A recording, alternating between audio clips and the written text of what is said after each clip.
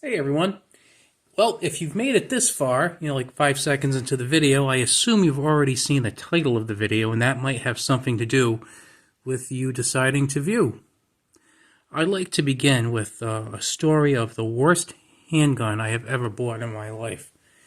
And that's saying a lot because I bought a couple of bad ones. The winner of this award is the Keltec PMR 30. It is quite possibly the worst piece of crap that I have ever placed my hands on. I was excited about it when I bought it because it was reasonably priced, and it had 30 round magazines in a handgun, easily concealable, 30 rounds of 22 Magnum. 22 Magnum's not real crazy price wise, and it was a lot cheaper back then. I liked the sights on it. It had like these fiber optic sights. And if my wife were going to use it, it was a really easy gun to rack. And I actually didn't find the trigger too bad either. I kind of got past the fact that it's, all plastic and it's kind of like this almost clamshell looking thing that's all screwed together like many of Keltec's guns are. I got past all that. I was excited because the good points far outweighed the bad, and I was just really intrigued by it. So, brought this handgun to the range, and I went to fire, and nothing happened. And I went to fire again, nothing happened. I went to fire again, nothing happened. Now, sometimes handguns will have a hiccup here and there, especially if they're new. This thing was absolutely horrendously bad. I would say that probably more than 70% of the rounds I attempted to fire were malfunctions of one kind or another. This thing was so bad, I think it invented new malfunctions. It was just horrendously bad. It was awful. I believe I do have a video that I've done, maybe a couple, on just how bad the Keltec PMR 30 is. It is an absolute, total, complete, and utter piece of garbage. Now, I know that some people will attribute that to like the company itself and say, well, that's what Keltec makes. What do you expect from Keltec? I gotta tell you, I've been pretty satisfied with Keltec. I've purchased 5. The PMR 30, like I said, absolute garbage. I would never buy another one. Absolutely not. Like, they would have to like reinvent that thing from the ground up, and I'd have to see a ton of reviews on it for me to even consider it again. Just awful. If you have good luck with yours, then that's terrific. And I followed everything it said. I used exactly the ammunition they suggest in the manual. They suggested loading it a particular way. I tried loading it the particular way. Nothing worked. Piece of junk. Anyway, I digress. In front of me right now, I have 3 Keltec handguns. Now, Keltec has a few things going for it. One of them is that, for the most part, their handguns are pretty reasonable.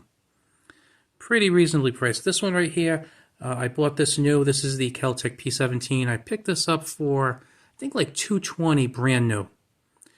This right here was the oh my god, the P32.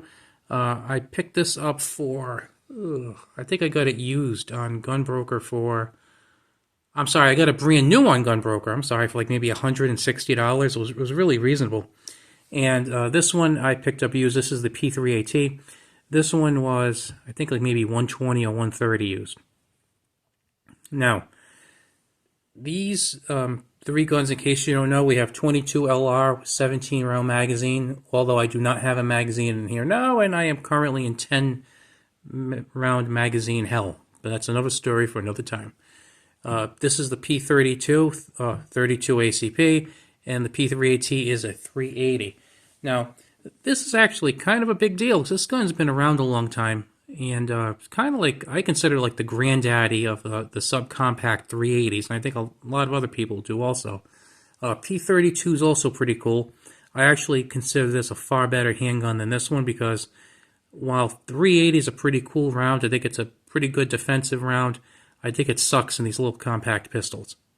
Now, if it was something like this size, I think it would be a lot more enjoyable to shoot, and I would personally be more accurate with it. But then that's my problem. Don't let it trouble you. P32, to me, is the perfect combination of size and caliber for this size handgun. That's another thing.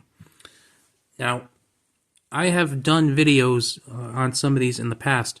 One of them I think you should actually check out was the P17 video. Now, I bought this because it intrigued me, because I liked the size of it, I liked the price, and the fact that it had a 17-round magazine. Now, I was worried because, you know, it's a rimfire magazine with 17 rounds. Is it going to mess up? And you know what? It didn't. I fired several hundred rounds through it, probably, I would say well over 5, maybe closing in on 1,000. And it's been, if not flawless, it's been pretty close to it. It's an excellent handgun to shoot, very enjoyable to shoot. I get a good sight picture with it. It's just a really nice handgun for target shooting and general plinking. And you know what? If you want to go the 22 LR route, I've done some videos about that. I think you can do a lot worse. Just make sure you shoot it enough to make sure that you have a reliable one and use reliable ammo. As for the P32, I haven't had any issues with that. The P3AT, I've shot a little bit. To be honest with you, the reason why I got the P3AT is kind of to fill a hole in my collection. Over the years, I've bought and sold a lot of, you know, pocket 380s because I hate them. And then when I saw this one, I'm like, well, I'll kind of just have it just to take up a spot in the collection, kind of like fill a hole, you know. Now, some of you are probably saying, would you ever trust your life to Keltec? Well, yeah, actually I have. I carry this gun a whole heck of a lot. Right now, I mainly carry the Ruger LCP in 22. That's right, I carry the 22. And I would say probably second most nowadays would be a Glock 27 with a 9mm conversion barrel. Those probably my two most carried. But there was a time I was carrying the P32 quite a bit. I feel like I shoot it well, I shoot it comfortably, and I trust it. I've put enough rounds through it. Now, if I had gotten this after the PMR30, actually I think I might have... Actually, I don't remember which one I got first. I think I might have gotten the P32 first. Yeah, I trusted it. And I still trust it. I feel like I am well taken care of with the P32 in my pocket. And I know I've heard other people say the same thing. But, you know, another thing to remember is the P32, which unfortunately I believe is discontinued right now. But if you see one used, I suggest picking it up. But they made them for a very long time, so I think they were able to iron out all the problems with them. Same thing with the P3AT. I don't recall hearing a lot of issues with the P3AT because it's kind of like when you buy a car. A lot of times people will tell you, don't buy a car the first year they make them because there's going to be problems and bugs and they need to iron them out. I think there is something to that.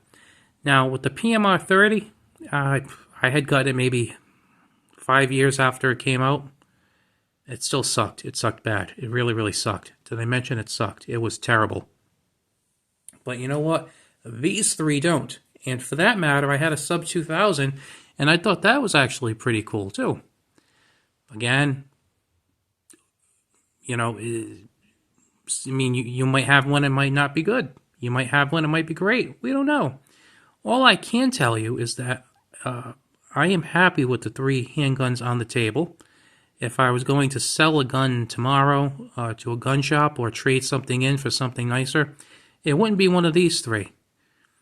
Even though if I had to get rid of one of them, it would probably be this one. It wouldn't be because of the manufacturer or the quality of it. It would just be because I hate the caliber in that form factor. But like I said, it kind of fills a collection hole, so I keep it. Basically, what I'm really trying to get at is if you see a Keltec that kind of fills a need that you have, I wouldn't let other people's thoughts about them color your view of them. I mean, you know, some people say, well, look, they're cheaply made. Well, you know, I don't really like the idea of having all these screws poking out of the sides. It's not really my thing. Although this one's not as bad as okay, yeah, this side's bad. Yeah, there's a lot of screws going on there. Look at that thing. It's kind of like a toy gun. But you know what? It works. And it works well. You got your Picatinny rail there. I think you have a pretty nice sight picture there. Lots of fun to shoot and drop. So if you are looking for something, like again, don't let Keltec, the reputation of what other people think fool you, get in your way, because a lot of people probably never even shot them. They just think, I don't like Keltec. Because a lot of times you get kind of snobby people who think that just because something is expensive, it's good. I personally won't shoot another SIG. I shot a SIG. It was a $1,200 SIG. I hated it. Malfunctioned quite a bit. Not like the PMR 30, mind you, but I was unimpressed with the gun itself, the reliability of it. I thought it sucked. I know a lot of people love SIGs. They love SIGs the way I love Berettas. I don't. I don't like them. Especially some of the other issues I've read with a couple of their handguns, but that's another story for another time. Like I said, some people, they see something is cheaper, they automatically think it sucks because it's not expensive. It's kind of one of those things. If you say you graduated from Harvard, some people think you're smart. You graduated from the state school, they think you're kind of less of a person because, oh, you didn't go to Harvard or Yale. Or you just didn't want to rack up crazy amounts of bills. Could be that. You see somebody driving a Mercedes. Great car. Then you see somebody driving a Kia, and like I said, as a former Kia driver, people can be critical of those kinds of things. But, you know what? There are reasons for having the Kia, because you know what? Every time I put the key in the ignition, it started up and got me where I needed to go. It got me there in comfort. And I didn't pay a lot of money for it. It's kind of like the Keltecs. Keltec is like the Kia of the firearms industry. It does what you need it to do. It does it pretty well. It's not going to win a beauty contest, but it accomplishes the mission. I think I'll leave you with that. So if you're interested in, maybe purchasing one in the future, I definitely say give it a check out. See how it is. Maybe a friend of yours has one, you can borrow it.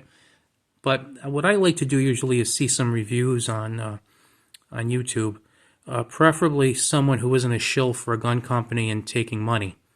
Those are usually the good ones. But I think you already know that. All right, guys, I will talk to you later. Have a good one.